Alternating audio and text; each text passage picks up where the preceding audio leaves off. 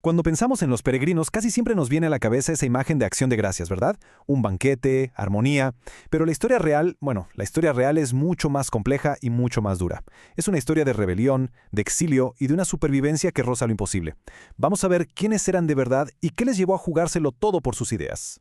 Para entender bien su historia, vamos a seguir un camino claro. Primero separaremos el mito de los hechos. Después nos meteremos de lleno en por qué tuvieron que abandonar su hogar, no una, sino dos veces. Reviviremos juntos esa travesía caótica del Mayflower, descubriremos cómo demonios lograron sobrevivir a su primer y brutal invierno, y para terminar, veremos de dónde sale ese nombre que todos conocemos, los peregrinos. Para entender de verdad a los peregrinos, tenemos que rebobinar un poco. Hay que viajar a la Inglaterra de los siglos XVI y XVII, un lugar que, en lo religioso, era un auténtico polvorín. A ver, todo este lío empieza cuando el rey Enrique VIII decide romper con la Iglesia de Roma y montar la suya propia, la Iglesia de Inglaterra. Luego, su hija, Isabel I, intenta buscar un equilibrio, pero para muchísima gente, esa nueva Iglesia seguía pareciéndose demasiado a la católica. Querían algo más puro, más sencillo, basado solo en la Biblia. Y de ese descontento nacen dos corrientes. Por un lado, los puritanos, que querían purificar la Iglesia, pero sin salirse de ella. Y luego estaban los otros, los separatistas, mucho más radicales. Para ellos, la Iglesia de Inglaterra estaba corrupta y no tenía arreglo. Su única solución era romper con todo y crear sus propias iglesias en secreto. Claro, hacer eso era ilegalísimo, un desafío directo al rey. Y es aquí, en este grupo de rebeldes, donde empieza nuestra historia. Los futuros peregrinos eran separatistas. Ahora vamos a ponerle cara a esta historia. Nos vamos a centrar en un grupo concreto de separatistas, los de la pequeña localidad de Scrooby, y en su drástica decisión, irse de Inglaterra para siempre. Ser separatista en aquella época tenía un coste altísimo, te jugabas el tipo.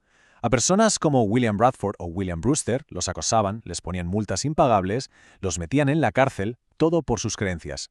Estaban entre la espada y la pared, así que tomaron la única salida que les quedaba, el exilio. Su primer destino fue Holanda. Allí encontraron libertad religiosa, sí, pero la vida no fue ningún camino de rosas. Se mataban a trabajar en oficios agotadores y, lo que más les preocupaba, veían cómo sus hijos se estaban holandizando, perdiendo su cultura y su identidad. Si a eso le sumas el miedo a una posible guerra con España, la decisión estaba clara. Había que moverse de nuevo.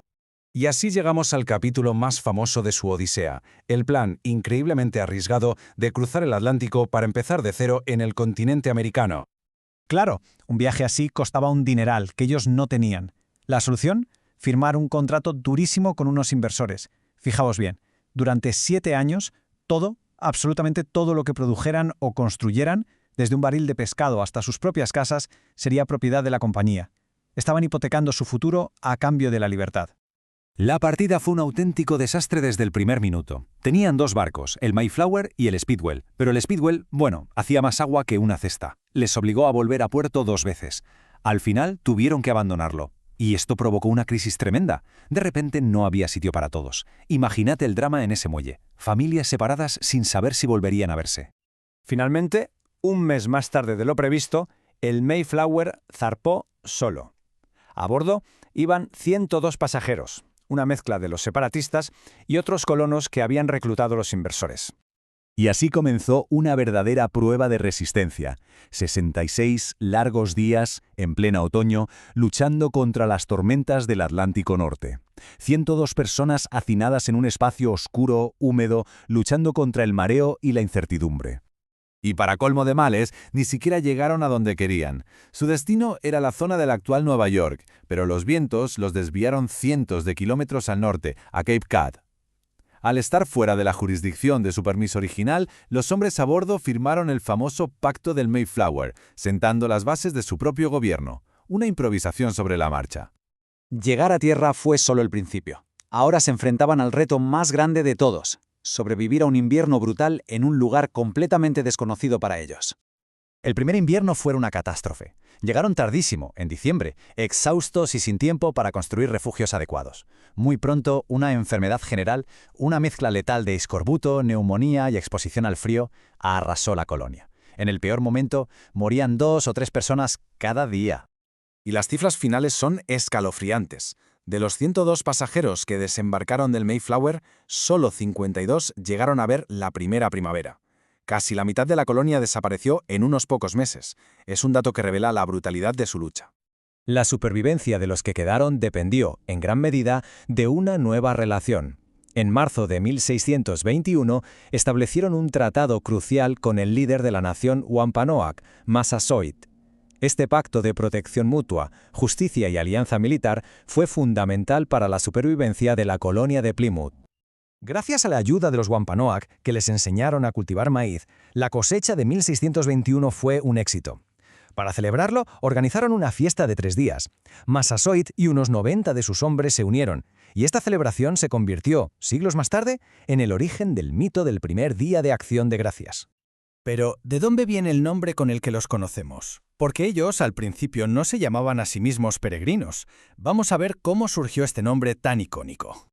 La propia definición de la palabra peregrino encaja perfectamente con su experiencia. Un viaje largo a una tierra extraña con un profundo propósito religioso. Les va como anillo al dedo. El término en realidad sale de sus propios escritos. Fue William Bradford, uno de sus líderes, quien usó la palabra para describir su estado de ánimo al dejar Holanda. Se veían a sí mismos como viajeros espirituales en un mundo temporal, con la vista siempre puesta en su patria más querida, los cielos. Es una visión muy poderosa de su propia identidad. Y a pesar de haber estado al borde mismo de la desaparición, la colonia logró perseverar. Con la llegada de nuevos barcos en los años siguientes, su número empezó a recuperarse y a crecer, sentando las bases de una presencia inglesa permanente en la región. Al final, la historia de los peregrinos es mucho más que un simple cuento sobre una cena. Es un relato sobre la convicción religiosa, sobre una increíble resistencia humana y sobre los complejos comienzos de una nación. Y nos deja con una pregunta en el aire. ¿Qué se necesita realmente para abandonar todo lo que conoces y empezar de nuevo contra todo pronóstico?